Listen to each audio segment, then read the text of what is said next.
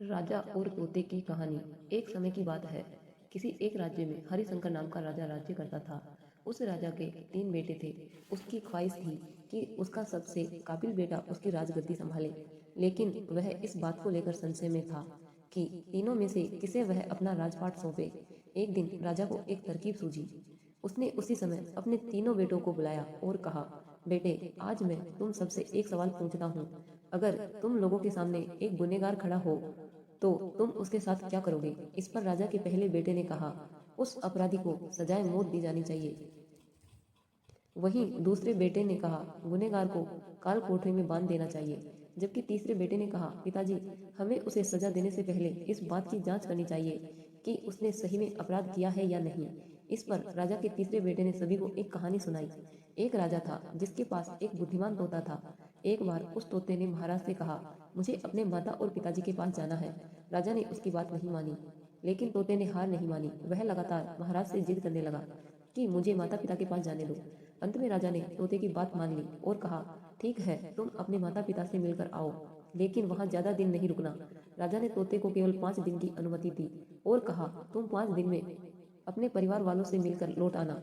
इसके बाद तोता 5 दिन के लिए अपने माता पिता के पास चला गया। छठे दिन जब वह राजा के पास लौट रहा था तो उसने सोचा कि क्यों न महाराज के लिए कुछ उपहार ले लिया जाए। फिर वह पर्वत की ओर निकल पड़ा। दरअसल वह महाराज के लिए अमृत फल लेना चाहता था। वहां पहुंचते पहुंचते रात हो गई। तोते ने पर्वत पर पहुंचकर फल तो ले लिया, लेकिन रात हो जाने के कारण वह आगे नहीं बढ़ा और वहीं रुक गया। उस रात जब तोता सो रहा था, तभी एक सांप वहां आया और उसने राजा के लिए लिया अमृत फल को खाने लगा। सांप ने फल को खाया, इस कारण उस फल में जहर फैल गया था। हालांकि तोते को इस बात की भनक तक नहीं थी। अगली सुबह जब वह जागा तो फल लेकर महल की ओर चल पड़ा। जब वह महल पहुंचा तो खुशी खुशी सीधे राजा के पास गया और कहा, महाराज, मैं आपके लिए यह अमृत फल लेकर आया हूँ। आप इसे खाएंगे तो सदा के लिए अमर हो जाएंगे। यह सुनकर राजा काफी प्रसन्न हुए। उन्होंने तुरंत उस अमृत फल को खाने के लिए मांगा। इस पर एक मंत्री ने कहा, जरा रुकिए महाराज, आप इस फल को बिना जांच किए कैसे खा सकते हैं? एक बार यह देख तो लीजिए कि तोते द्वारा लाया गया यह अमृत फल सही है या नहीं। राजा उस मंत्री की बात से सहमत हुआ और कहा कि तुरंत इस फल को एक कुत्ते को खिलाया जाए। राजा का आदेश पाकर सैनिक ने फल का एक टुकड़ा कुत्ते को खिलाया। फल खाते ही कुत्ते की मौत हो गई। यह देख राजा गुस्से में आग बबूला हो गया। उसने क्रोध में आकर तलवार से तोते के सिर को काट दिया, साथ ही फल को फेंकवा दिया। कुछ साल बाद ठीक उस स्थान पर एक पौधा निकल आया। यह देख राजा को लगा कि यह उसी जहरीले फल का पौधा है। उसने सभी को आदेश दिया कि उस पेड़ का फल कोई नहीं खाएगा। कुछ दिन बाद एक वृद्ध व्यक्ति उस पेड़ के नीचे आराम करने के लिए रुका। उसे भूख भी काफी जोर से लगी थी। उसने उसी पेड़ से फल तोड़ा और खाने लगा। फल खाने के बाद वह बूढ़ा व्यक्ति एकदम से जवान हो गया। राजा ने जब यह देखा तो वह आश्चर्यचकित रह गया। उसे समझ आ गया कि वह फल जहरीला नहीं था।